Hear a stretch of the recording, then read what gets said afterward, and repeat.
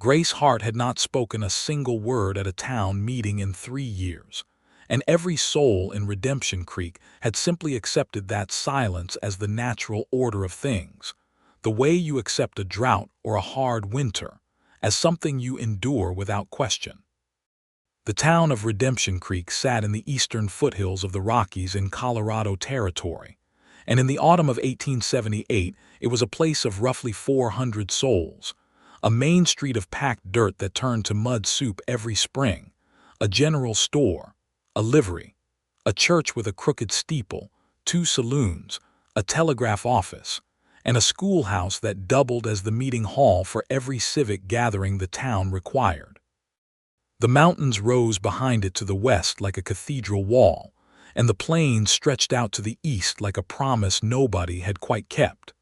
It was the kind of town that had survived a decade of hardship and wore that survival on its face the way a man wears old scars, with a certain grim pride and not a little weariness. Grace Hart was 31 years old in that autumn of 1878, though she carried herself with the contained stillness of someone much older, someone who had been pressed by circumstance into a shape she had not chosen. She was a tall woman, lean from years of working her own land without much help, with dark brown hair that she kept pinned severely at the back of her head and gray-green eyes that missed nothing. She was not the kind of beautiful that made men stumble in the street, but she was the kind of striking that made them look twice and then feel somehow that they had been assessed and found partially wanting. She owned a 40-acre farm 2 miles east of town, land she and her husband Daniel Hart had broken together from nothing, and she ran it alone with the help of a 14-year-old boy named Percy who lived with his widowed grandmother on the adjacent property and was willing to work for a modest wage and whatever Grace had baked that week.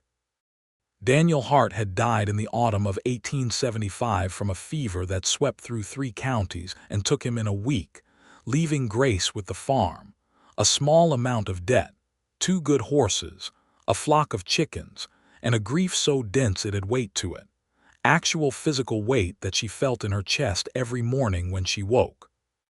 They had been married 6 years. They had wanted children, and the wanting had become a quiet private sorrow before the fever made all wanting moot.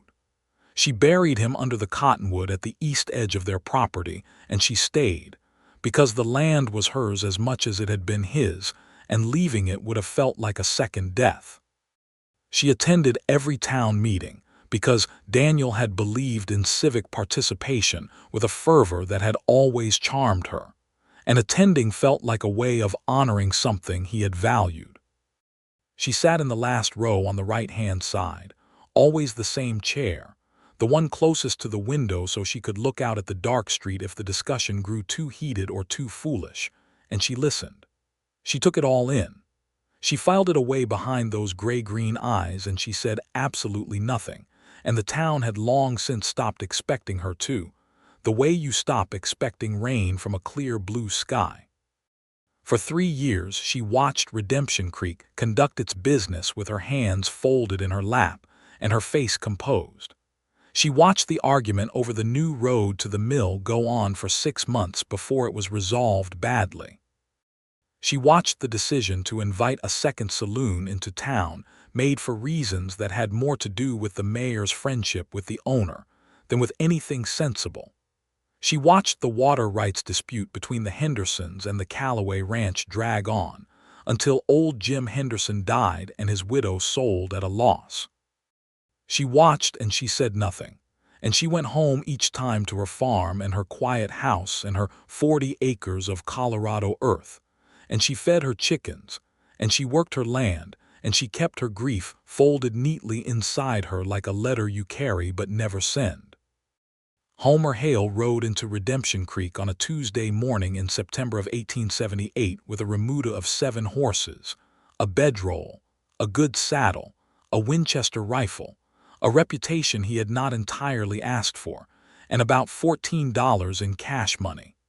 He was 34 years old, broad through the shoulder, with sun-darkened skin and hands that looked like they had been built for useful work, which they had. He had a jaw that had been broken once and healed slightly crooked, dark hazel eyes, and hair the color of creek-bottom mud that he kept cut short because he found anything longer impractical. He was not a dramatic-looking man in the way that some cowboys were, not the kind who stood at the bar and took up all the available air in the room. He was instead the kind of man you underestimated until you had watched him work for half an hour, and then you did not underestimate him again. He had been, over the course of his adult life, a drover, a ranch hand, a horse breaker, a trail scout for a cattle outfit out of Texas, and for 2 years a deputy marshal in a Kansas cattle town that had since cleaned itself up considerably. He had come to Colorado Territory because a man named Silas Greer, who ran the largest ranch in the county, the Double Bar G east of town, had sent him a letter through a mutual acquaintance offering him the position of ranch foreman at a wage that was better than anything Homer had been offered in recent memory. The letter had been direct and businesslike, and Homer appreciated that. He had ridden north from New Mexico, where he had spent the summer doing a horse contract for the Army, and he had arrived in Redemption Creek dusty and ready for something that lasted longer than a season. He put his horses in the livery, took a room at the Redemption Hotel, which was a 2-story building with thin walls and a remarkably good cook, and walked the length of Main Street with the particular attention of a man cataloging a new place for later use. He noted the 2 saloons, the general store run by a round-faced man named Elias Prout, the telegraph office, the church, the schoolhouse, the land office, and the small office of the town marshal, a man named Cal Briggs who was standing outside it smoking a pipe, and who nodded at Homer with the professional assessment one lawman gives another. Homer ate dinner at the hotel that first evening and listened to the talk around him, which was the talk of a town with concerns. There was a developer named Cutler, people said, a man from Denver who had been buying up water rights along the creek and who had designs on building a mill operation that would dam a significant portion of the water flow and leave the farms downstream with insufficient supply come the dry months. His name came up 3 or 4 times in various conversations that evening, with a particular kind of controlled anxiety that told Homer the situation had been festering for a while. He stored that information the way he stored most information, quietly, without immediate comment, in a place where he could retrieve it when it became relevant. He met Silas Greer the following morning, a stout, weathered man of 60, with the blunt, decisive manner of someone who had been giving orders for 4 decades and had largely gotten his way. Silas showed him the Double Bar G, which was a substantial operation, 400 head of cattle, 20 horses, 8 hands, good buildings, and the clear expectation that Homer would bring order to an outfit that had been losing efficiency since the previous foreman had left 6 months ago. Homer looked at everything carefully, asked the right questions, and accepted the position. He moved his horses out of the livery to the Double Bar G that same afternoon and set about learning the shape of his new responsibilities. He went to town most Saturdays for supplies or messages or simply the human contact that any man needs after a week of cattle and open land, and it was on his 3rd Saturday in Redemption Creek that he first noticed Grace Hart. She was coming out of the general store with a sack of flour balanced against one hip and a smaller parcel under her arm, and she was moving with the brisk, purposeful efficiency of someone who has a list in her head and intends to complete it without wasting motion. Homer was tying his horse in front of the store, and he stepped back to hold the door, and she passed through the space between them close enough that he caught the faint smell of wood smoke and something floral, lavender perhaps, and she said, "Thank you," in a voice that was low and clear, and did not invite further conversation, and she walked to a wagon hitched at the post and loaded her goods with practiced ease and drove away without looking back.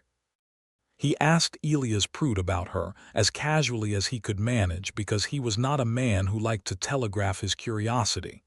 Elias told him, The widow Hart, 40 acres east of town. Good farmer, everybody said so. Lost her husband 3 years back. Kept to herself but came to every meeting, always sat in the back, never said a word. Good woman. Hard woman, perhaps, in the way that circumstance makes a person hard. Elias said it all without particular judgment, the way you describe local geography to a newcomer. Homer nodded and bought his tobacco and thought about gray-green eyes and a voice that said, "Thank you," like it meant something. And then he went back to his ranch and his work and his practical life. But the image stayed with him the way certain things do, lodged somewhere just below deliberate thought. The October town meeting fell on a Thursday evening, which meant Homer had to ride in from the double bar G after a full day's work, which he did because Silas Greer had suggested his foreman ought to be known in town, and Homer agreed with the principal. The schoolhouse was lit from within with lantern light, and there were perhaps 60 people arranged on the wooden benches and chairs, the men in their working clothes, the women in their practical dresses, everyone with the settled, slightly impatient air of people who have chores waiting. Homer took a seat toward the middle on the left side, which gave him a clear view of most of the room. He noticed her immediately, because by that point he was already in the habit of noticing her. She was in the last row on the right, closest to the window, her dark hair pinned back, her hands folded on her lap, her expression giving away precisely nothing. She did not look at him. She did not look at anyone in particular. She looked at the front of the room where Mayor Aldous Webb, a large, florid man who took himself very seriously, was calling the meeting to order. The meeting proceeded through its usual business: the road conditions, the school funding, the question of whether the town needed a proper doctor rather than relying on the physician who came through on the stage every 2 weeks. And then it came to the matter of Cutler's proposed development, and the mood in the room changed the way the sky changes before weather.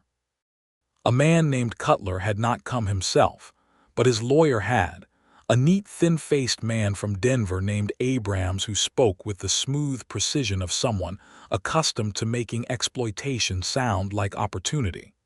The proposal was simple in its outline and devastating in its particulars. Cutler intended to build a milling operation on the Upper Creek, which would require a dam of considerable size, which would in turn reduce the water flow to the farms downstream by the lawyer's own estimate by roughly 30% in the dry months. The room erupted. Farmers stood up and said their piece loudly and not always coherently.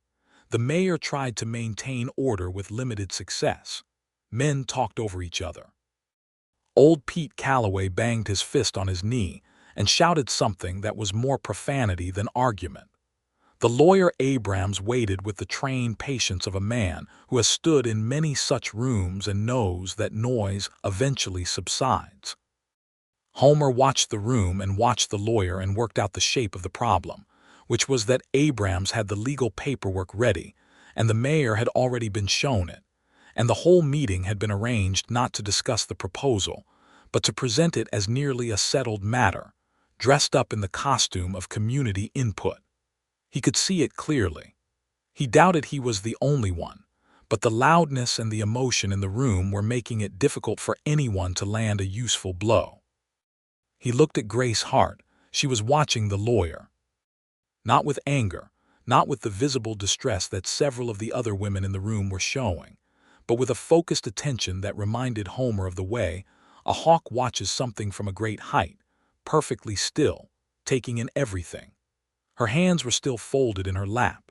Her expression had not changed, but her eyes were moving in a way that told Homer she was reading the room and the lawyer and the situation with a thoroughness that most of the people currently shouting had not managed. He almost spoke himself. He had done his own reading about water rights in Colorado Territory since the conversation at the hotel that first night, and he had things to say that would be useful. But he waited, because something in the room told him to wait, and Homer Hale had learned over 34 years to trust that instinct. The lawyer Abrams began speaking again, his voice cutting through the noise with practiced ease, and what he said was designed to close the argument before it properly began. The water rights had been legally purchased, he said. The development would bring employment to the region. The reduction in water flow had been assessed by an engineer and found to be within acceptable parameters. He began to lay out a timeline that suggested construction would begin in the spring. The room went from outrage to a particular defeated silence, the silence of people who understand that the machinery has already been set in motion, and their voices are wheels spinning in air. And then Grace Hart stood up. It happened so quietly that, for a moment, nobody noticed. She simply rose from her chair in the back row, unhurried, and the rustle of her movement caught the attention of the woman next to her. And then the man in front of her turned. And within perhaps 10 seconds the entire room had shifted its attention to the back row and the woman standing there, and the silence that fell was total. Homer felt the back of his neck prickle. He had been in rooms where a person stood up and the atmosphere changed, soldiers before a charge, lawmen before a difficult decision, but he had never felt quite what he felt in that moment, the sense of something gathering, the way the air gathers before lightning. Grace Hart spoke. Her voice was the same low, clear voice he had heard in the doorway of the general store, but it had a carrying quality that filled the schoolroom without effort, not loud, but with a precision that made each word land as though it had been placed there deliberately. "Mr. Abrams," she said, "the water rights your client purchased from Harold Fenn last March were for irrigation from the upper tributary, not from the main creek bed. Section 12 of the Territorial Water Rights Act of 1876 is specific about this distinction, and if Cutler's Dam crosses into the main creek flow, which his engineer's survey indicates it does, those rights do not apply. Furthermore, the reduction you are calling 30% was calculated using August flow figures, which are the lowest of the year. If you run the same calculation in April when the farms downstream are putting in crops, you are looking at 60 to 70% reduction on dry years, and anyone who has farmed this land for more than 2 seasons knows that dry years are not exceptional. They are regular. What you are proposing is not development. It is the legal transfer of a community's water supply into private hands, and the law as it stands does not fully allow it." The silence that followed this was the kind that has texture to it. Homer could hear his own heartbeat. He looked at the lawyer and watched the man's composure develop a hairline crack across it, the slight tightening around the eyes that told Homer she had hit something solid. Aldous Webb cleared his throat. "Now, Grace, we appreciate your thoughts, but perhaps the legal questions are best left to—" "I grew up reading my father's law books," Grace said, and her voice did not change in volume or temperature. "He was a judge in Missouri before we came west. I am not speculating. The section I cited can be verified by anyone who cares to telegraph the Territorial Land Office, which I suggest this meeting do before voting on anything." She sat down. Her hands went back to her lap. Her expression returned to its composed stillness, as though she had not just rearranged the entire architecture of the meeting. Homer realized he had been holding his breath and let it out slowly. The room erupted again, but differently now, with energy rather than despair. People were talking with direction and purpose. The lawyer Abrams was conferring with his briefcase in a way that suggested he was looking for something he was not certain he had. The mayor was being talked at loudly by 3 farmers simultaneously and was clearly reconsidering his prepared conclusion. Homer looked at Grace Hart. She was looking at the window. Whatever she had done, she appeared to have set it down the moment it left her hands, as though the speaking had been a task that needed doing and was now done. He wanted very much to talk to her. He did not do it that night, because the meeting dissolved into productive chaos, and by the time Homer had contributed his own measured assessment of the legal situation, which confirmed Grace's reading and added a few particulars about the survey boundaries he had studied, Grace Hart's chair was empty and her wagon was gone from the street. But the lawyer Abrams left Redemption Creek the following morning without a signed agreement, and within 2 weeks the telegraph came back from the Territorial Land Office confirming exactly what Grace had said. Cutler's development stalled. It did not die exactly, but it stalled, and the farms along the creek kept their water through that winter and into the following spring, and the town had 3 months to organize a proper legal response, which it eventually managed with the help of a genuine attorney from Colorado Springs. Homer thought about Grace Hart with increasing frequency in the weeks that followed.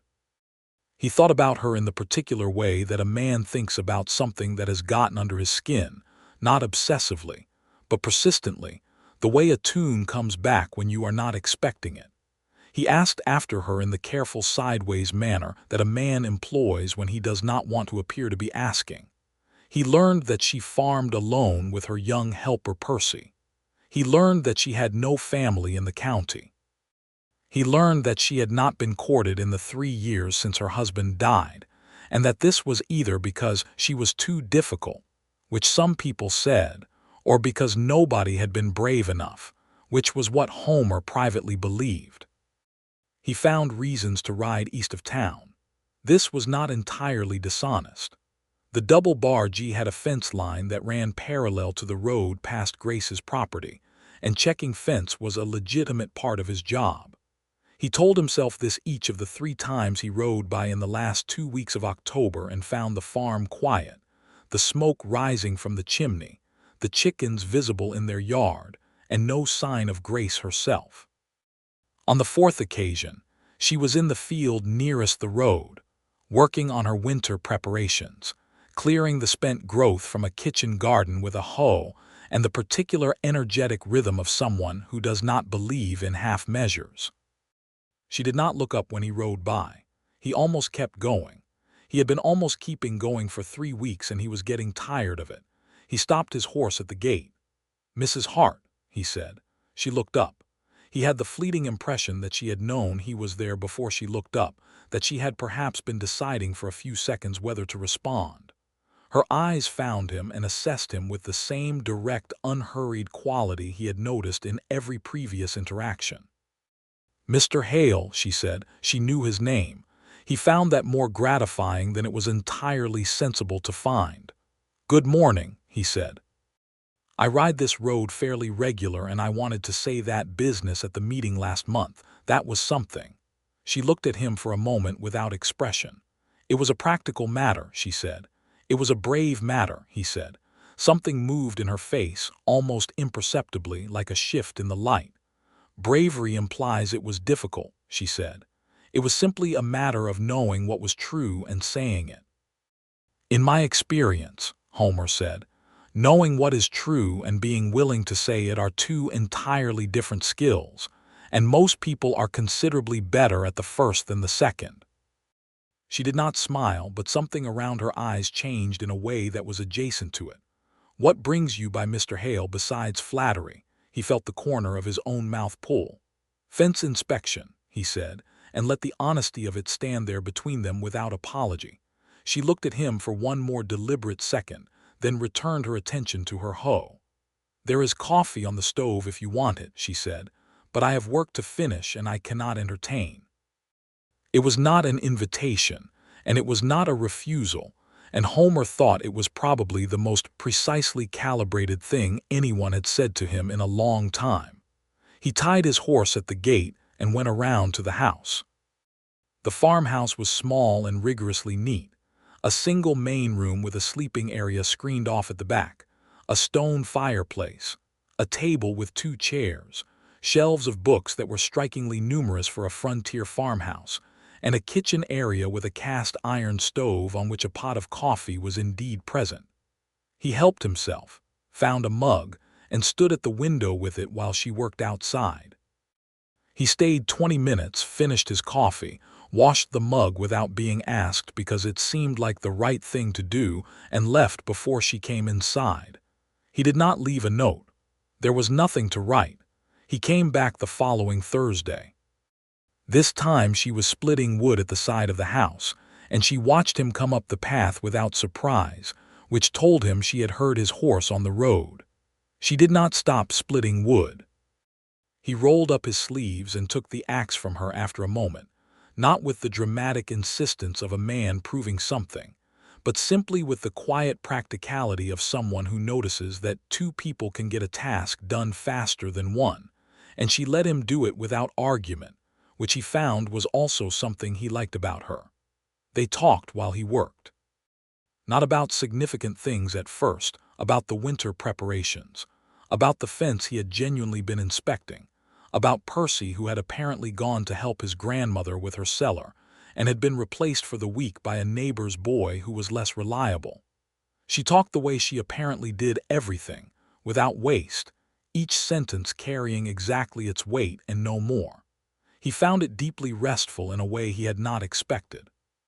He stacked the wood neatly, and they went inside and drank coffee, and the conversation became something more, shifting gradually into the territory of history and opinion, the kind of talk that two people have when they are genuinely curious about each other and have enough self-possession not to hide it. She asked him where he had come from, and he told her, Texas and Kansas and New Mexico, the years of cattle work and then the marshaling, and then the return to cattle, because he had found that the law, at least in Kansas in those years, required a particular kind of hardness that he had not enjoyed cultivating. She asked good questions, the kind that showed she was listening rather than waiting for her turn to speak. He asked about her family, and she told him about her father the judge, about growing up in Missouri with access to his library, about the move west when she was 19 with her parents, and then the marriage to Daniel Hart, who had been a neighbor's son, a good man. She said, a hard worker and a decent man, and she said it plainly, without the performance of grief that some widows adopted in company. The grief was there, Homer could see it. It was simply hers and she was not using it. He asked if she was lonely. It was a direct question, perhaps too direct, and he knew it the moment he said it, but Grace Hart was not a woman you soft-pedaled around, and he had a feeling she would respect the directness more than the caution. She looked at her coffee cup for a moment. Yes, she said, though I have made my peace with it mostly. Mostly, he said. She looked up and there was something in her eyes that was less composed than her usual expression, something that had the quality of an honest admission. Mostly, she repeated quietly. He rode back to the double-bar G that afternoon with a feeling in his chest that he identified after a while as the particular warmth of a hope he had not expected to be feeling at 34 years old, having largely accepted that the life he had was the life he had, and that was fine. He came back on Saturday. This time Percy was back, a lean, dark-haired boy who looked at Homer with the frank assessment of a young person, deciding whether a new adult is trustworthy, and apparently reached a provisional positive conclusion, because he went back to his fence post-repair without further comment. Grace was working on her accounts at the kitchen table when Homer came to the door, the book spread before her, and she had a pen behind her ear and a slight frown of concentration that made her look, for one unguarded moment, younger than she usually allowed herself to appear. She closed the books when he came in, which was either a courtesy or a private boundary, and they talked for the better part of 2 hours while the afternoon light moved across the floor. He told her about the double-bar G in more detail, about what he was trying to build there, his methods with the horses, his theories about cattle management. She told him about her own farming, more than she had before, about the experiments she had been running with crop rotation that were working better than the standard practice, and that nobody in the county was doing yet.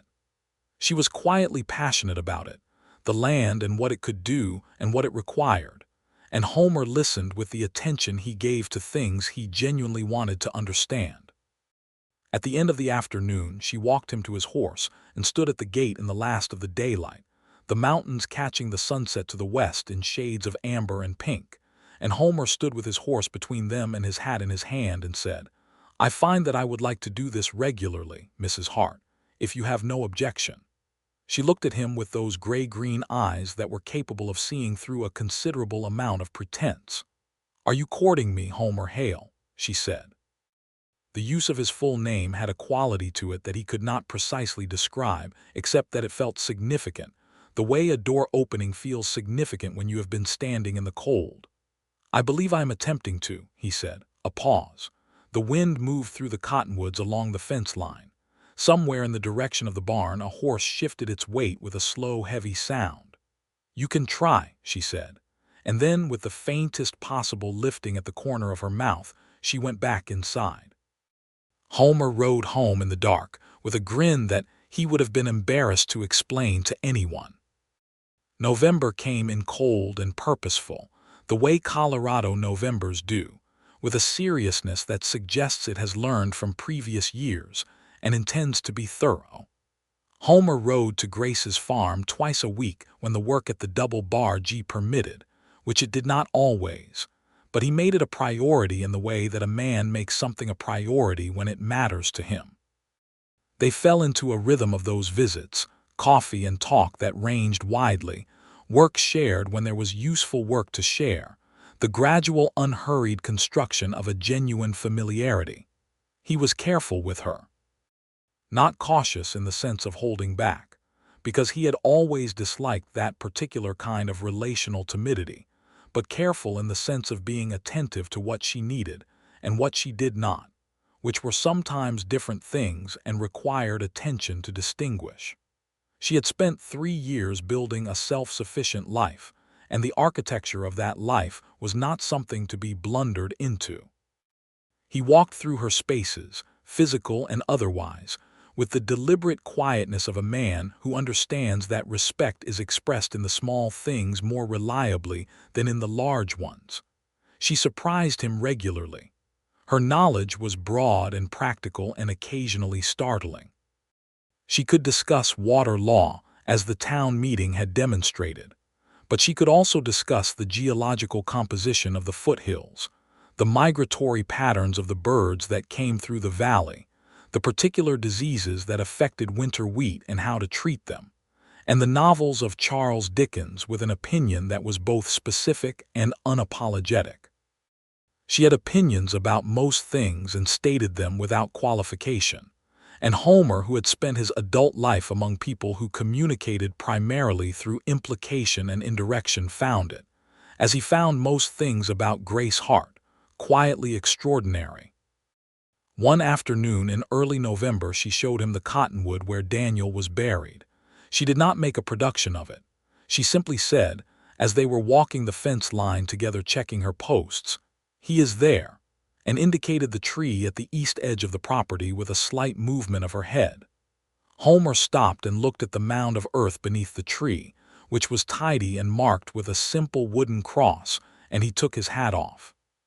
He stood there for a moment in silence, not because anyone expected him to, but because it felt right. "He would have liked you," Grace said. "He liked capable people."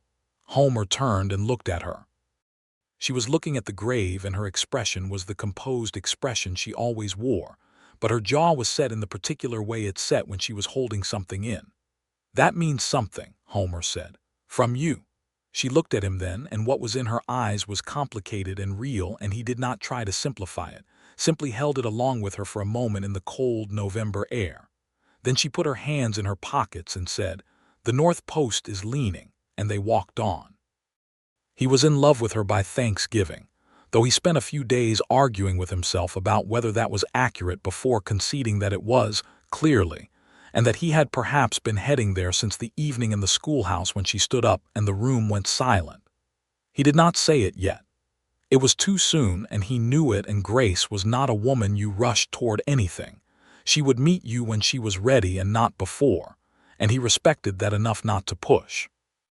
The November town meeting was different from any that had preceded it in recent memory, because the room came in with the confidence of people who had remembered that they had a voice. Grace's intervention in October had done that. People had spent a month talking about what she had said and the fact that it had worked, and there was a new alertness in the room, a sense that the meetings mattered and that what was said in them could actually affect outcomes. Homer noticed it, and felt the particular satisfaction of watching a community discover its own capacity. Grace sat in her usual chair in the back row. But this time, twice during the meeting, other people turned to ask her opinion on points of order or legality. And twice, she answered with the same low, direct clarity. And both times the room listened with the complete attention that had marked her first intervention. She was becoming, without appearing to seek it, someone the town looked to. Homer watched her from across the room and thought that there was something both remarkable and quietly sad about the fact that it had taken 3 years of silent attendance for anyone to create the conditions where she felt safe to speak. He found himself feeling a particular anger about that. A clean, uncomplicated anger directed at the 3 years of meetings where she had sat in the back and watched things go wrong, and nobody had thought to ask, because she was a widow and a woman, and therefore somehow invisible to the mechanisms of civic decision-making. After the meeting, he fell into step beside her on the way to her wagon. It was a cold, clear night, the stars very sharp and very close the way they are at altitude in November, the kind of sky that makes you feel both small and awake. "The Cutler situation," he said. "People are saying he has not given up." "He has not," she agreed. "He has hired a second lawyer and he is going to try a different angle on the water rights. The approach will be through a commercial development clause that has a broader application under territorial law." She paused. "I have been writing to an attorney in Colorado Springs. I expect a response next week." Homer looked at her sideways. "You have been managing this entire time. Someone had to. You know," he said, "this town owes you considerably more than it has acknowledged." She was quiet for a moment, adjusting the harness on her horse with practiced hands. "I am not doing it for acknowledgement," she said. "I know," he said. "That is what makes the debt genuine." She turned from the horse and looked at him, and in the lantern light from the nearby building her face had a quality of openness that was not usually there. The composed surface thinned slightly by the late hour or the cold, or some combination of the evening's events. "Why are you paying such close attention to what I am owed?" she asked, and her voice was not sharp, it was genuinely curious. Homer thought about being careful and then decided against it. "Because I care what happens to you," he said. "Rather a lot if I am being honest about it." She looked at him for a long moment in that clear November night, the stars going on above them without comment, the street quiet around them. Then she said, "Come to dinner Sunday. Bring nothing. I will cook." He was there Sunday at noon. She cooked a leg of lamb that was better than anything he had eaten in years, with roasted root vegetables and bread she had made that morning. And they sat at her table for 2 hours eating and talking, and gradually moved from talking into something quieter and more comfortable. The comfortable quiet of two people who no longer need to fill all the space with words. After dinner, she showed him more of her books, pulling them from the shelf and opening them to passages she liked, reading a few lines aloud with her shoulder almost touching his in the narrow space between the shelf and the table. And he stayed until the light was gone. And then he stayed a little longer, and they sat by the fire in the 2 chairs that were the only chairs in the room, close enough that, when she extended her legs toward the warmth, her foot was near his. And they talked quietly about nothing in particular, while the fire burned down. When he finally stood to go, she walked him to the door, and at the threshold, with the cold air coming in around the edges of the door and the fire warm behind them, he turned and took her hand. He held it for a moment, just her hand in his, nothing more, and looked at her. Her expression was still and serious, and her eyes in the firelight were very dark. Then she turned his hand over in both of hers, the way you might look at something you want to understand, and then she let go and stepped back inside. He was halfway back to the double bar G before he realized he was still holding the feeling of her hands around his, like something he did not want to put down. December arrived with a proper Colorado blizzard that shut down the roads for a week and kept Homer at the ranch, managing the herd through the cold with his men. The kind of hard physical work that leaves no room in your mind for anything, Accept the task in front of you. He did not see Grace for 10 days, which was the longest gap since he had started riding east on Thursdays, and he noticed the gap with an acute awareness that told him more about his own feelings than anything that had happened between them. When the roads were passable again, he rode to her farm immediately, on a Tuesday, not a Thursday, and found her at the stove looking slightly thinner and considerably exasperated, because the blizzard had taken part of her chicken house roof, and 6 of her chickens had been lost to the cold before she could get them under cover. Percy had been snowbound at his grandmother's for the whole week. She had managed alone, as she always managed, but the managing had been harder than it needed to be. Homer spent 2 hours fixing the chicken house roof with materials from her barn. He did it properly, not as a gesture but as a repair, mortising the beams and replacing the boards with the right nails in the right places, because he had grown up building things and knew the difference between a fix that lasts and a fix that merely looks like it lasts. Grace came out once to bring him coffee and stood watching him work for a moment with an expression he did not see her wearing often, something that was almost unguarded. "You did not have to come today," she said. "I know," he said. She looked at him for another moment, then said, "The coffee will be cold if you wait much longer," and went back inside, and he saw the ghost of a smile as she turned. Christmas in 1878 was a modest affair in Redemption Creek, the kind that a frontier town manages with good will and limited resources. A church service with carols that were slightly off-key but genuinely felt. A community dinner in the schoolhouse. Children from the farms and ranches in their best clothes. The smell of pine and wood smoke and food. Homer went with the other double-bar G hands, and Grace came alone, as she had come to every public event in 3 years, and sat slightly apart from the larger family groups. But this year she did not sit entirely alone. Homer sat beside her at the long table and served her potatoes, and she accepted them without comment, and they ate together with the comfortable ease of people who have spent time in each other's company and are not required to perform. Old Mabel Turner, who ran the dry goods side of Pruett's store, leaned across and said, with the cheerful indiscretion of a woman in her 70s who has decided she has nothing to lose, "You two make a handsome pair." And Grace said, "Thank you, Mabel," without a trace of self-consciousness. And Homer said nothing, but felt something warm settle in his chest that lasted the rest of the day. He gave her a book he had ordered through Pruett's store, a scientific text on soil management and crop rotation, and felt slightly nervous about it for reasons he could not entirely articulate. She opened it at the table and read the first page and then looked at him with an expression that was the most fully open he had seen from her in 3 months, something clear and warm and direct, and said, "This is exactly right," in a voice that was quieter than her usual voice, and the quietness of it meant more than the words. The new year came in cold and clear. Homer Hale was 35 in January, and he spent the morning of his birthday in the horse barn doing the tasks he did every morning, and then rode to Grace's farm in the afternoon because that was where he wanted to be. He had not told her it was his birthday. He had not planned to.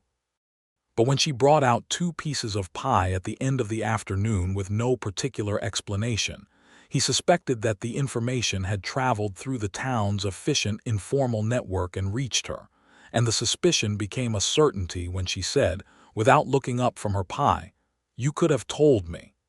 "It did not seem necessary," he said. "It is the kind of thing people tell each other," she said, still looking at her pie, "when they are courting." He set down his fork. "Is that what we are doing?" he said, not because he was uncertain but because he wanted to hear her say it. She looked up then with those gray-green eyes that were absolutely direct. "Yes," she said, "I believe it is."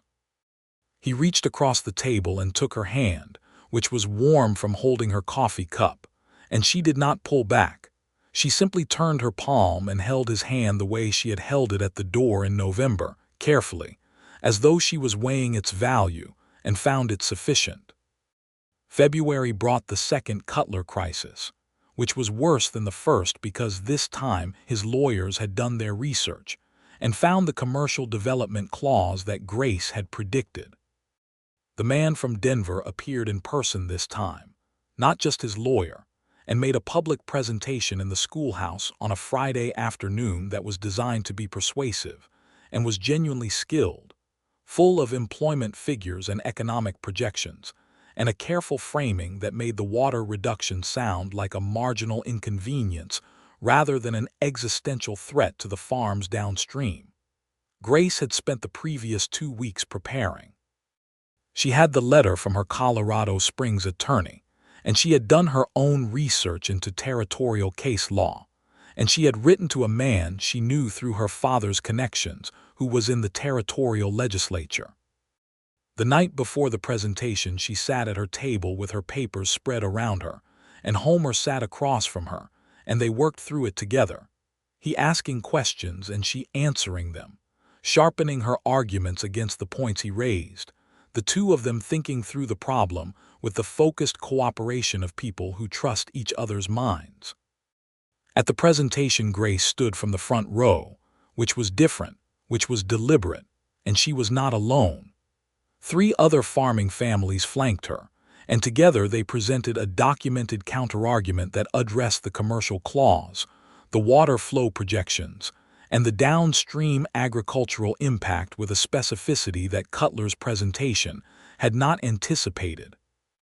Homer sat at the side and watched and felt a clear, bright pride that was entirely separate from sentiment, the pride of watching someone exercise a skill they have earned. Cutler was shaken. He did not show it well, which made it obvious. His lawyers conferred with him in whispers while the room watched. When he spoke again, his voice had lost its confident projection, and what he said was softer and more negotiated, offering a modified proposal that left the main creek flow largely intact and confined the development to the upper tributary as the original legal boundary specified. It was not a complete victory. The mill would still be built, smaller than Cutler had intended, and there would be some impact on the tributary. But the farms downstream would keep their water. The community had faced a genuine threat and had organized and had won substantially. And the moment the meeting dispersed, Grace was surrounded by people pressing her hands and thanking her, and she received it all with the same composed graciousness she brought to everything, not uncomfortable with the gratitude but not inflated by it either. Homer found her at the edge of the crowd and they walked out together into the February cold, and he said nothing for a moment, just walked beside her to her wagon, and then he said, "You should be proud." "I am satisfied," she said. "There is a difference." "There is," he agreed, "but both are permitted." She stopped at her wagon and turned to face him, and the February wind was moving through the street, and the lanterns were swinging, and she had a color in her face that he had not seen before, the specific brightness that comes from exertion and effectiveness, and the not quite suppressible energy of having done something that mattered. He looked at her, and the feeling in his chest was so complete and so clear that he did not think about it any further. He simply acted. He took her face in his hands and he kissed her. It was not a tentative kiss. It was a deliberate one. The way most of what Homer Hale did was deliberate, which is to say it came from a considered decision that was also, in this moment, entirely overtaken by feeling. He felt her go still for one instant, the stillness of surprise, and then she kissed him back with the same directness she brought to everything, her cold hands coming up to the lapels of his coat, and the February wind went on blowing, and the lanterns went on swinging, and neither of them particularly noticed. When they separated, she was looking at him with her eyes open and clear, and something in them that was different from the composed expression, something that was warm and alive and uncertain in the best way. "Homer Hale," she said, and his name in her voice still had that quality of something significant. "Grace Hart," he said. She almost laughed. He had never heard her come that close to laughing, and it was brief, but it was real and it was extraordinary. Then she looked at him with those direct eyes and said, "I need you to understand something." "Tell me," he said. "I am not a woman who does things by halves," she said. If this continues, it will be real, not comfortable acquaintance. It will be the real thing entirely. I'm not able to do it the other way." He held her gaze. "I understand that," he said. "I would not want it the other way." She looked at him for another long moment, then she nodded once, the decisive nod of a woman who has reached a conclusion. She squeezed his coat lapels once and let go and climbed up to her wagon seat, and he held the horse's head until she was settled, and she took the reins and looked down at him. "Thursday," she said. "Thursday," he agreed. He watched her drive away into the February night, with the mountains invisible behind the dark, and the stars cut sharp above. And he stood there for a long moment after she had gone, simply standing in the cold street of Redemption Creek, feeling entirely and unreservedly alive. Spring came to Colorado Territory with the systematic thoroughness it always employed. First the mud, then the green threading up through the mud, then the sustained warmth that turned the foothills into the thing they were designed to be. Grace's fields began their seasonal return to life, and she worked them with the focused energy that Homer had come to understand was her natural state, the energy of someone who genuinely loves what she does and finds in the doing of it something that sustains her. He was there every Thursday and many Saturdays now, and several evenings after the double bargee work was done, when he was close enough to ride over without losing too much of the night. They had settled into something that had the quality of a life shared rather than a courtship maintained, the comfortable dailiness of two people who have decided on each other and are simply getting on with it. He helped where he could be useful and did not help where she did not need it, a distinction that took some calibration, but that he worked at because it mattered to her. One warm March evening they sat on the steps of her house after supper watching the last of the light leave the mountains, and Grace said, without particular preamble, "I think I would like a life with you."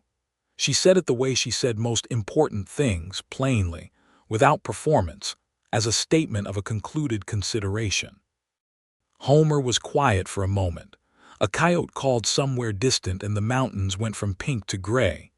"Is that a proposal?" he said. She looked at him sideways with that almost smile. "It is an indication of intent," she said. "A proposal involves a question." He turned on the step and faced her, and her eyes in the dusk were very clear. "Grace Hart," he said, "will you marry me?" The pause was not uncertainty. He knew that. He understood by now the way she paused before important things, not because she was unsure but because she gave things their proper weight before she responded to them. "Yes," she said. It was single and complete, and she said it looking directly at him. And then she leaned forward and kissed him herself, firmly, with her hands on either side of his face. And the last of the evening light went behind the mountains, and the stars came out over Colorado Territory, and neither of them was cold. They were married in May of 1879. Grace had asked for a quiet ceremony, and that was what they had. A small gathering in the church on a Saturday morning with a handful of people who mattered to them.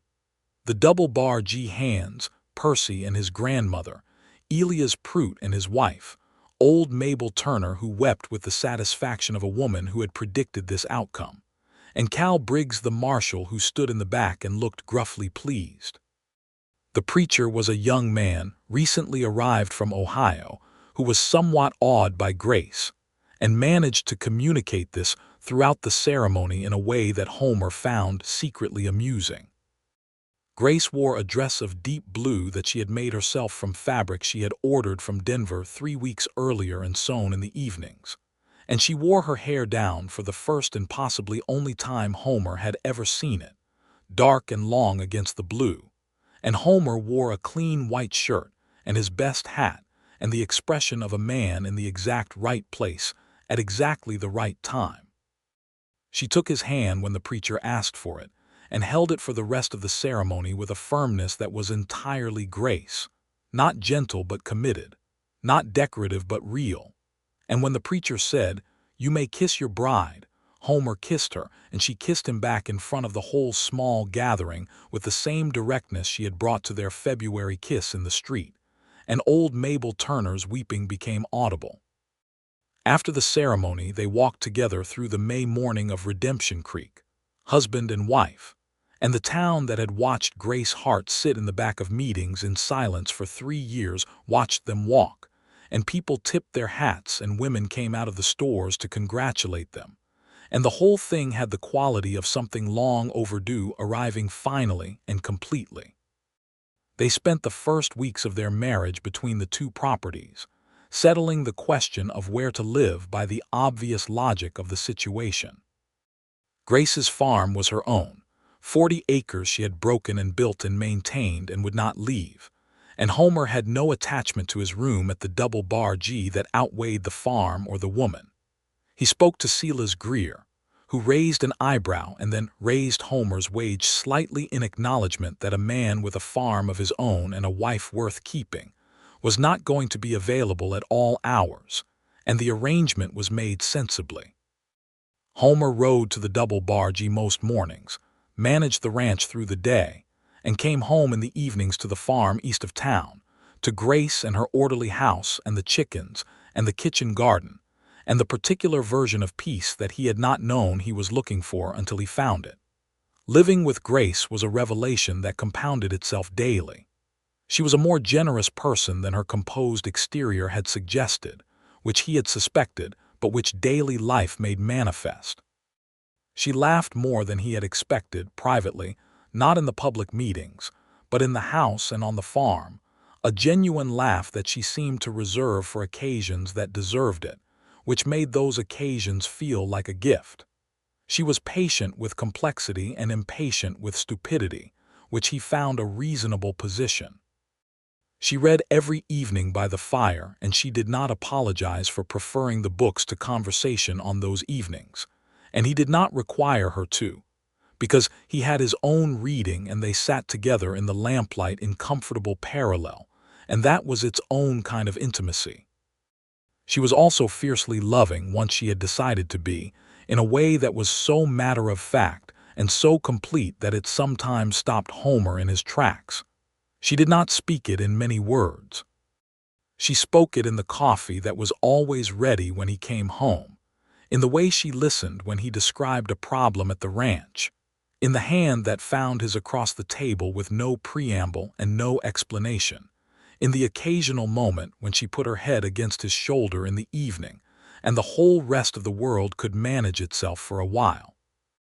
He loved her with an intensity that surprised him in its steadiness, not the passionate volatility that he had associated with the word love in his younger years, but something that was more like a deep current, present always, not requiring demonstration, but clearly fundamental to the structure of everything.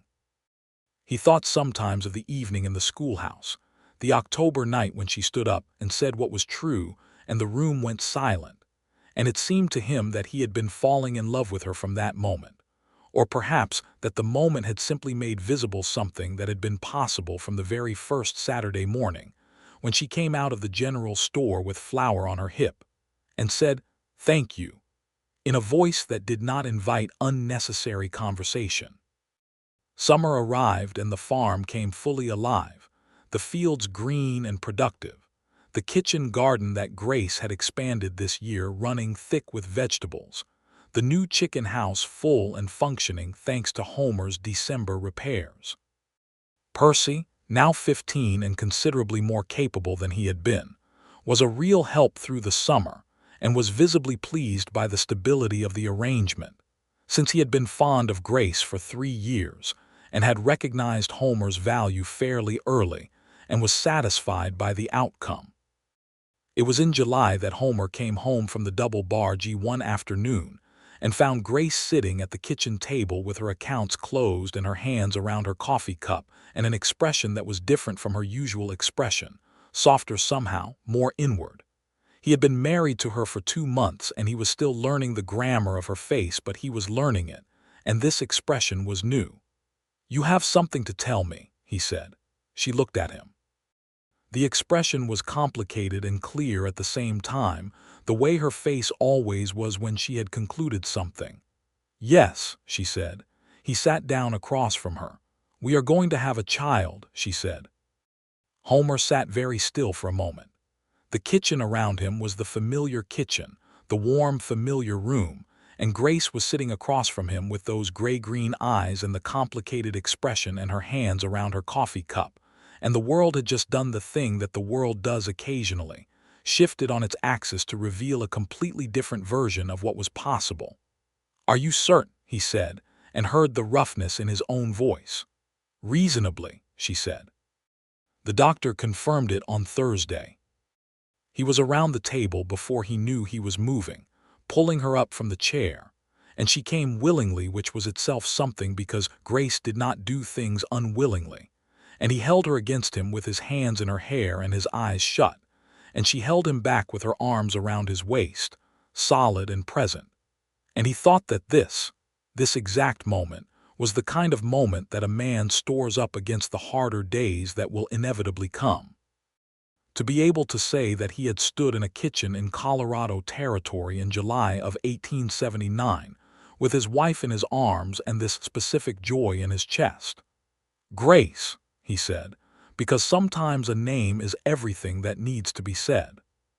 She made a sound against his shoulder that was almost the laugh, nearly fully the laugh, and held him tighter. She was well through the pregnancy, which was characteristic because Grace was constitutionally resistant to being anything other than well. But he fussed anyway in the limited ways she allowed him to fuss, which meant that he took on more of the heavy farm work and ensured that Percy was available more regularly and that the house was warm and the woodpile never low. She accepted these attentions with the equanimity she brought to most things, not making them into a romantic performance but not refusing them either, simply integrating them into the daily life of the farm with practical grace, which was, Homer had come to understand, the way she processed everything she valued. The September town meeting was Grace's 4th year in attendance. She sat, this time, not in the last row. She sat in the 4th row from the front, with Homer beside her and her pregnancy visible and her expression composed. And when the meeting turned to the question of the school curriculum, and the argument broke out between the factions that wanted more religious instruction and those who wanted more practical education, Grace spoke without standing up, from her seat, with a specificity that settled the argument in 15 minutes.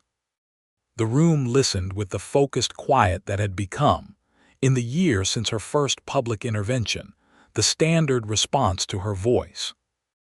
Not silence exactly, because she was no longer unexpected, but a particular quality of attention that people reserved for voices they had learned to trust. Homer watched her from 3 inches away and felt, again, the feeling that was his particular response to watching Grace Hart do the thing she did, the combination of admiration and love, and the specific warmth of being the person she came home with at the end of the evening. After the meeting, a man Homer had not seen before approached them in the street, a tall, angular man in his 40s, with the look of someone who had spent his life in political rooms. He introduced himself as Thomas Hadfield, from the office of the territorial governor, and he said that he had been in Redemption Creek on business for 3 days and had attended the meeting as a courtesy, and that he had heard about the Cutler water rights matter from the Colorado Springs attorney and wanted to speak to Mrs. Hart, or Mrs. Hale. He corrected himself with a slight hesitation about the possibility of advising on a water rights framework that the territory was considering developing. Grace looked at him with the assessing clarity she directed at all new information. "I am not a lawyer," she said. "No," he said, "but you appear to understand the practical application of water law better than most of the lawyers we have consulted, and you understand it from the perspective of someone who depends on it, which is precisely the perspective we are missing." Grace looked at Homer. Homer said nothing, because this was entirely her decision and she knew it. Her eyes returned to Hadfield. "Write to me formally," she said, "and I will consider it." Hadfield did write, the following week, and the correspondence that followed occupied a portion of Grace's evenings through the fall and into the winter, the careful work of translating her practical knowledge into the language of policy. Homer watched her do it with the satisfaction of someone watching a tool being properly used at last, the satisfaction of years of potential finally finding its application. Their son was born in late January of 1880 in the farmhouse, attended by the circuit doctor who had fortunately been in town that week, and by old Mabel Turner, who had appointed herself midwife by virtue of having delivered a considerable number of babies in her 70 years, and not being willing to be left out of this one. Homer spent the hours of the labor in the kitchen being profoundly useless in the physical sense and deeply engaged in the emotional sense, listening to the sounds from behind the screened bedroom, and holding himself together with the particular controlled anxiety of a man who is accustomed to managing difficult situations, but finds that this one is entirely outside his management. When Mabel called him in, Grace was against the pillows with the specific exhaustion of a woman who has just done the hardest thing, and she had a child wrapped in the quilt in her arms, and the child was red-faced and making sounds of objection to the world in a way that suggested he had strong opinions already, which was, Homer thought, probably inevitable given the parentage. Grace looked up at him, and her face was bare in a way he had only seen a few times before, entirely stripped of composition, entirely Grace and nothing else. She said, "Come and see." He sat on the edge of the bed and looked at his son, who had dark hair and was scowling in a manner that he found heartbreakingly recognizable, and he looked at Grace and said, "What shall we call him?" She had thought about it. He had thought about it too, and they had talked about it in the evenings and had not quite agreed. Now she looked at the child and said, "William, Will for ordinary days." He said, "William Hart Hale." She looked at him with something in her eyes that was full and quiet and absolute. "Yes," she said.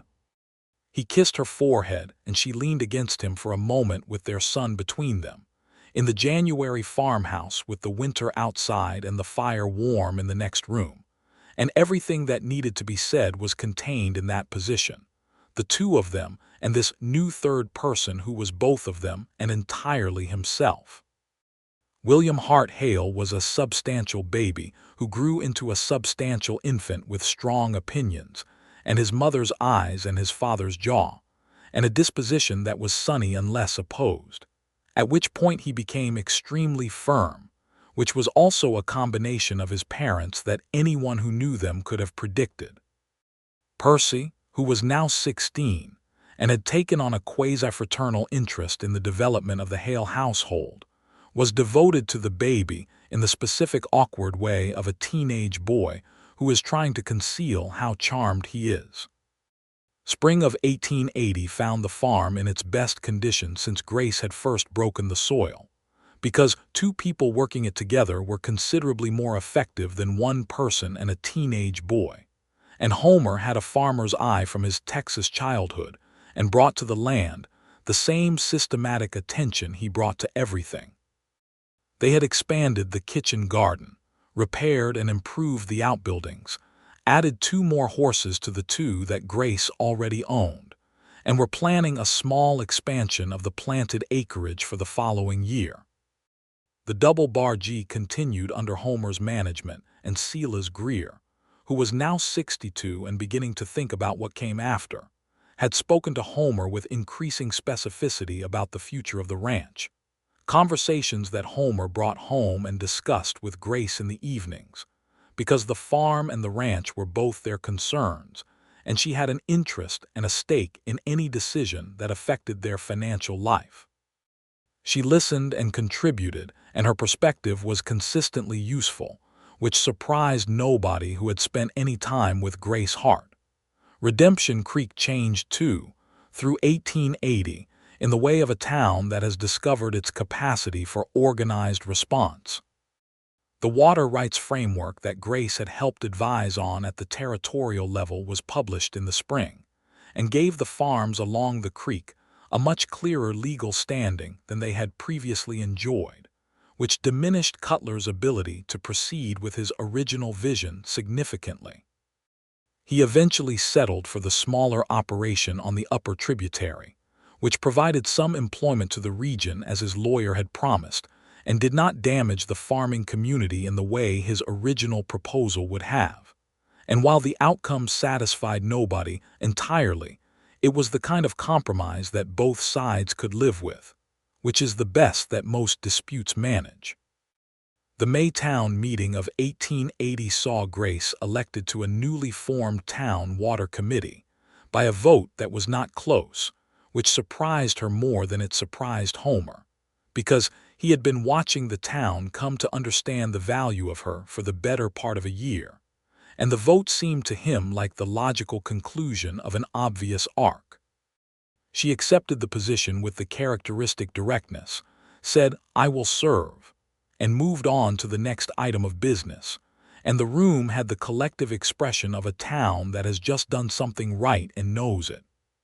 She served on that committee for 2 years and brought to it the same combination of specific knowledge and practical vision that she had brought to everything, and the decisions it made were consistently more informed and more useful than the decisions that had preceded the committee's existence.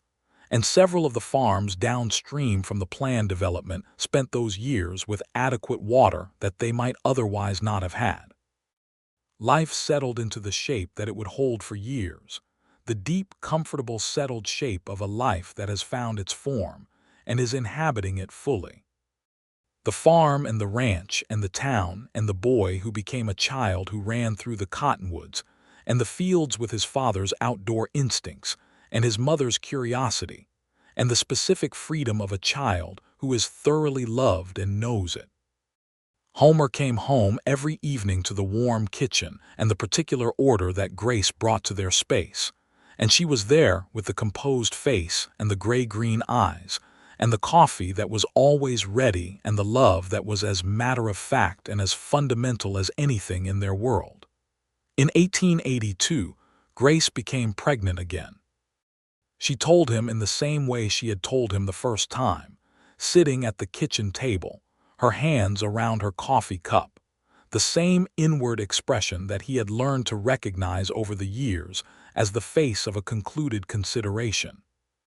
He was across the table and holding her hands before she had finished speaking, and she smiled at him, a full smile, the smile that he had worked 3 months to produce the first time and that he now saw regularly, and which still had something of the quality of a gift to him. "William will have opinions about this," she said. "William has opinions about everything," Homer said. "He comes by it honestly," she agreed, and the slight upward tilt of her voice on this was the nearest she came to self-mockery, which was the nearest she came to vanity, which was to say not very near but near enough to be charming. Their second child was born in November of 1882 and was a girl with Homer's hazel eyes and Grace's composure, and a temperament that was, from early infancy, notably serene, which was startling to both of her parents and to Percy, now 18 and working the farm as his primary occupation since his grandmother had died the previous winter, and he had no other family close by. Grace named her Alina and Homer said the name a few times to see how it sat and agreed it was exactly right, which it was. William, who was 2.5, had, as predicted, strong opinions about the new arrival, most of which were positive once it was established that Alina was not going to take his horse or his place at the table. He appointed himself her guardian with the serious dedication of a small person who has found a meaningful project, and the sight of him standing watch over her cradle with his arms folded, and his expression stern, was one that Homer thought he would carry with him to the end of his days. The Hale farm in the spring of 1883 was a place that had the quality that long effort and genuine love produced together, orderly and alive and deeply inhabited. The cottonwoods along the east fence were coming into their spring leaf, and the fields were greening, and the kitchen garden was in preparation for planting, and the chickens were vocal, and the horses were well, and the 2 children were present in the yard, William chasing something purposefully, and Alina on a blanket near the house steps watching the sky with the particular serenity that was her nature. Grace was standing at the fence looking out over the east field when Homer came back from the double-bargee that afternoon, and he stopped his horse at the gate and looked at her for a moment before she heard him, because these were the moments he collected deliberately, the moments when she did not know she was being watched, when the composed surface was simply her own quietness rather than a management of the world's expectation. She had her hair down slightly, the pins loosened at the end of the day, and the late afternoon light was on her face, and she was looking at her land with the expression of a person who has done what needed doing and finds it good. She heard him then and turned, and the expression did not change into anything more managed. She simply looked at him with the full directness that had been the first thing he loved about her, the willingness to look at what was in front of her without flinching and without distance. "Good evening," she said. "Good evening," he said. He tied his horse and went to stand beside her at the fence, and she leaned slightly into his arm and they stood looking at the field together, the mountains at their backs going amber in the late light. "Percy said the north field is coming in better than last year," she said. "He told me," Homer said. "He has your eye for it." "He has developed a good eye," she agreed. "He will make a fine farmer. If he ever stops mooning over the Calloway girl long enough to notice," Homer said. This produced the laugh, the real laugh, and it still had the quality it had always had, the quality of something particularly fine that you encounter and want to hold still for a moment. Homer put his arm around her shoulder, and she leaned her head briefly against him. Not for long, because Grace did not do things for the comfort of appearances, but because she wanted to. William came running across the yard shouting something about a snake that turned out, upon investigation, to be a garter snake of no consequence whatsoever, but which William regarded as a matter of significant urgency. And the evening dissolved into the ordinary chaos of children and dinner, and the specific comedy of life as it is actually lived. And Homer made supper while Grace settled a leaner for the night, and they ate together when the children were down, in the quiet kitchen. At the table that had seen 4 years of this, and it was exactly what it was, two people in a shared life they had chosen and maintained and were glad of. After supper they sat by the fire and Grace opened her book and Homer opened his, and the lamp was warm between them, and outside, the spring darkness was full of the sounds of the Colorado night. And Homer looked at her over his book for a moment, the familiar figure, the dark hair still loose against her shoulder, the composed face slightly softened by the fire and the hour, and thought of the evening in the schoolhouse when she stood up, and the room went silent, and he had held his breath without knowing why. He had known why. He had known from that moment, he thought, or some part of him had known, the part that registered things the rational mind takes longer to arrive at. That something was happening that was going to matter. That the woman standing in the back of the schoolhouse with her clear voice and her knowledge of Section 12 and her refusal to be invisible for one moment more was the woman his life had been, in its circuitous and practical way, moving toward. He said her name. She looked up from her book with the unhurried attention she gave things. "Yes. Nothing," he said. "I just wanted to say it." She looked at him for a moment with those gray-green eyes that had never stopped being as direct as the first time he saw them. Then she set down her book and leaned across and took his face in both hands and kissed him, firmly and entirely and without explanation, and sat back in her chair and picked up her book again. He went back to his book. The fire burned. Outside, Redemption Creek lay quiet in the spring dark, the mountains steady at their backs, the creek running clear through the lower pasture with its legally protected flow, the cottonwoods full of their spring returning. They stayed like that for a long time, reading in the lamplight with the children asleep in the next room, and the farm settled around them, and the sound of the horses in the paddock and the spring night beyond the door. And if there was anything more that needed to be done or said, it could wait for tomorrow. And if there was anything more that needed to be felt, it was already present and complete in this room, between these two people, in the life they had made together on 40 acres of Colorado earth. In the summer of 1883, Silas Greer formally offered Homer a partnership in the Double Bar G, citing his age and his health and the plain truth that Homer had been running the ranch for 5 years, and had done it better than Silas had done it himself in the latter years. Homer brought the offer home to Grace the night he received it, and they sat at the table late into the evening, going through the numbers and the implications and the shape of what it would mean.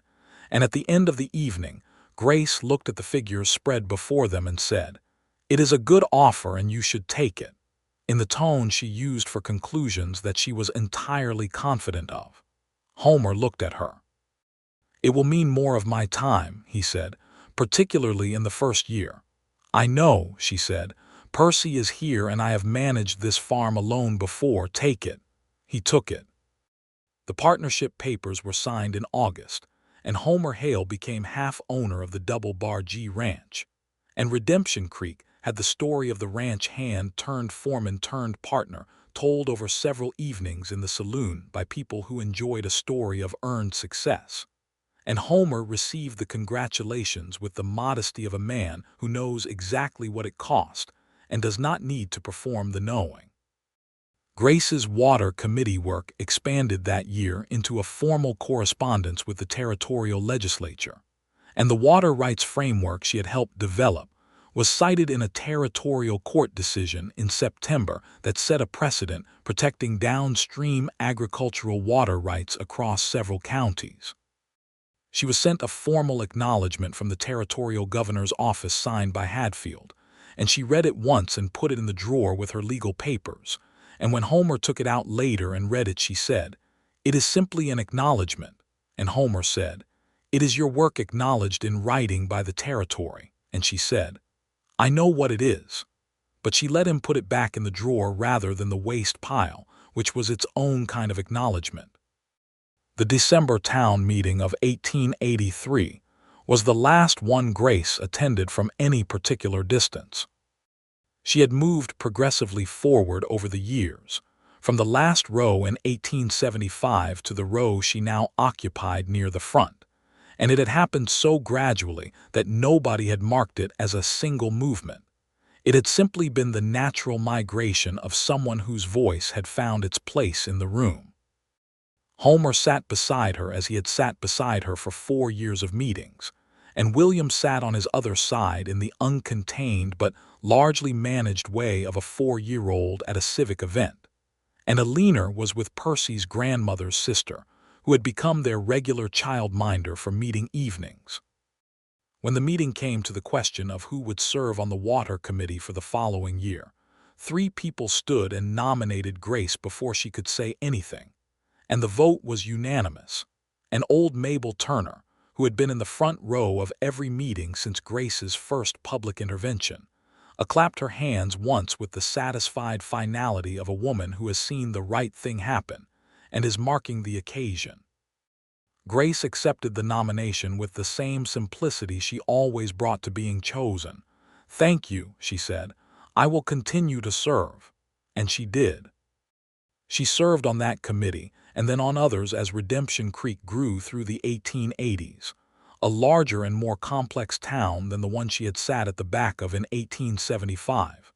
And she served as she did everything, with specific knowledge and practical vision, and the particular kind of authority that comes not from position, but from being consistently, demonstrably right.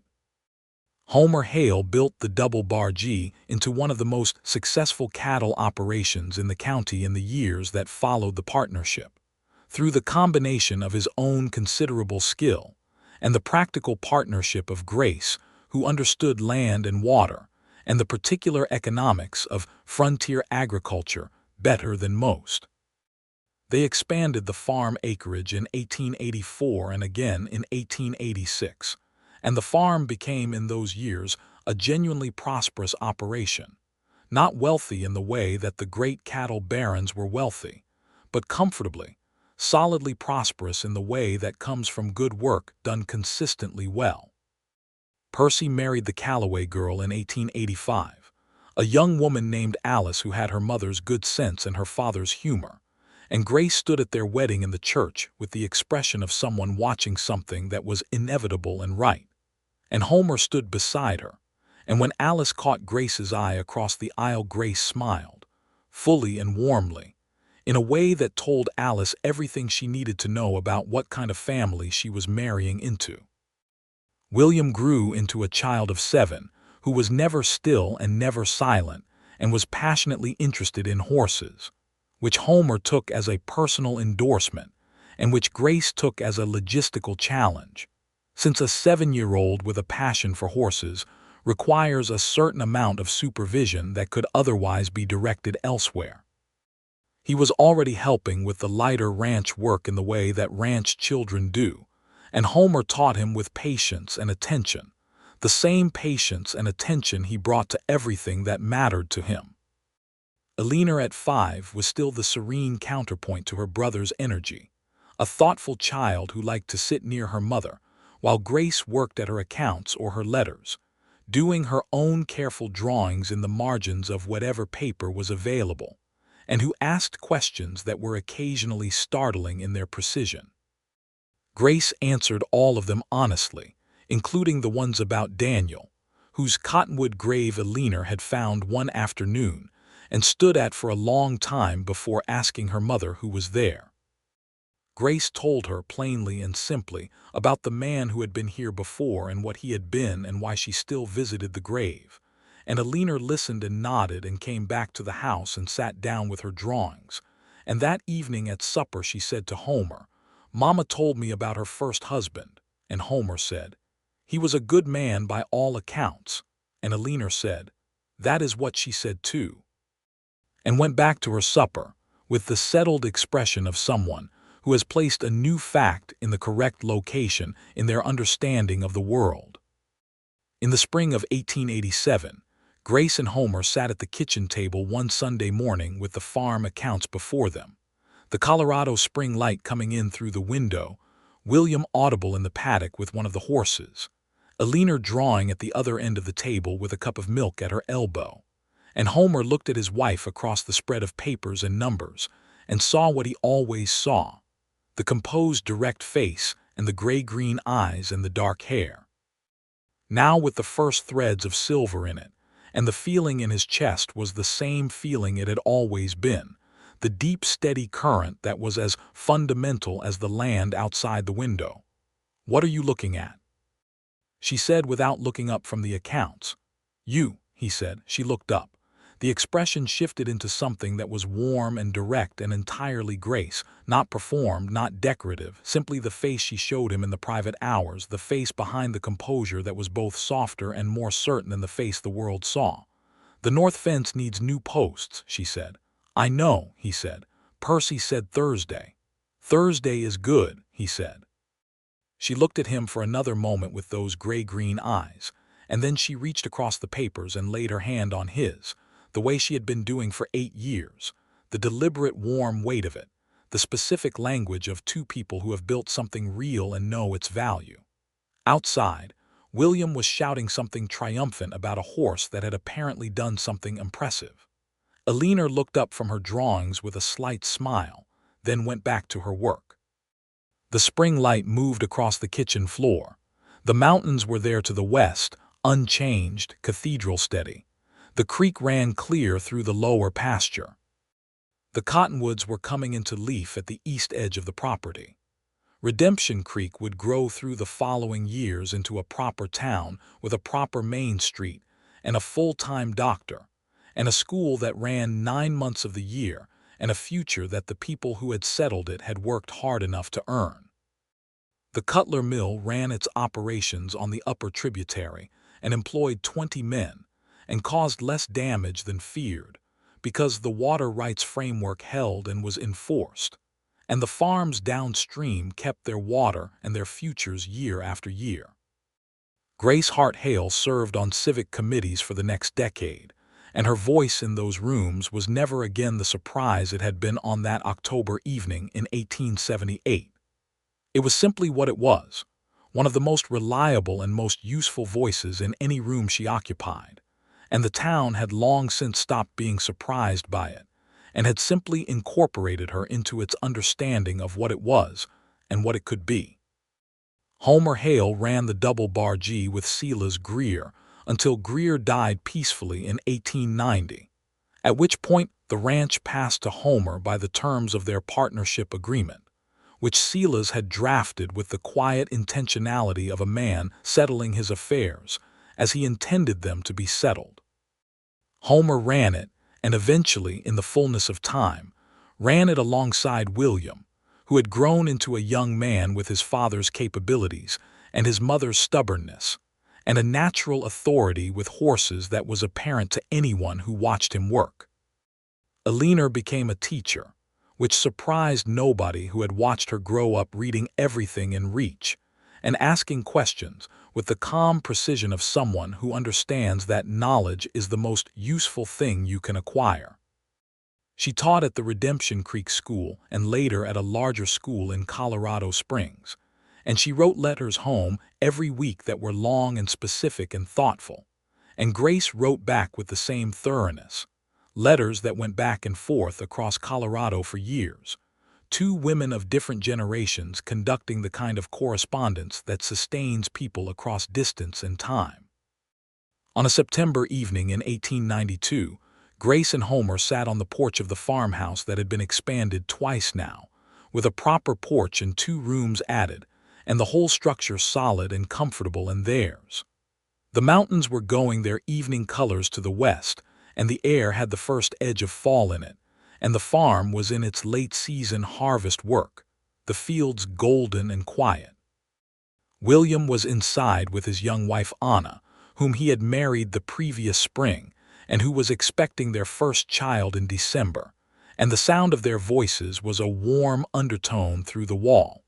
Eleanor was in Colorado Springs. Percy and Alice were in their own house down the road, their 3 children audible in some distant way that carried in the September air. Homer had his hand over Grace's on the porch railing, a habit so old now that it was unremarkable and unremarked upon, simply the way they sat when they sat together in the evening. Grace was looking at the mountains the way she always looked at things, with the full attention of someone who does not take for granted what is in front of them. "Do you remember the first town meeting?" Homer said. She looked at him sideways. "I remember all of them," she said. "The first one you spoke at," he said. A pause. "The mountains went from amber to rose." "I remember it," she said. "I watched you stand up," he said, "and the room went quiet." "I know," she said. "I felt it. It was the moment," he said. "For me, that was the moment." She turned to look at him fully, the gray-green eyes in the evening light with the silver now properly in her hair, and the 15 years of their life together in the lines of her face, and she was beautiful to him in the specific way that a person becomes beautiful when you have loved them long enough and truly enough that the beauty is inseparable from the knowing. "You were very careful about it," she said. "You made me feel I could trust the pace." "I was terrified of being too fast," he said. "You were not too fast," she said.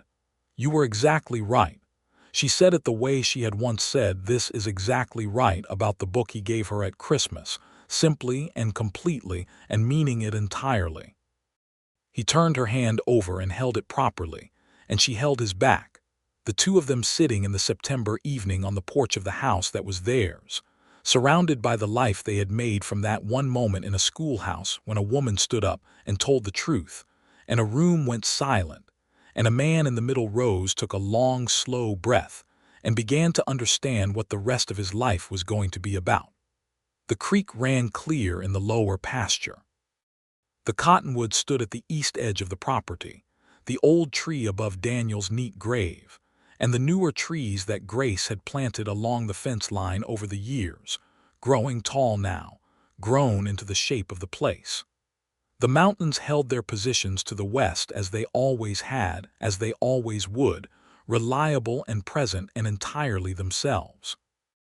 Inside the house, William laughed at something his wife said, and the sound of it came through the wall warm and easy, and Homer Hale looked at his wife and Grace Hart Hale looked at her husband, and between them was everything that 40 acres of Colorado earth and the full weight of a shared life can hold, which is to say an enormous amount, more than either of them had once thought possible, and precisely, completely, exactly enough.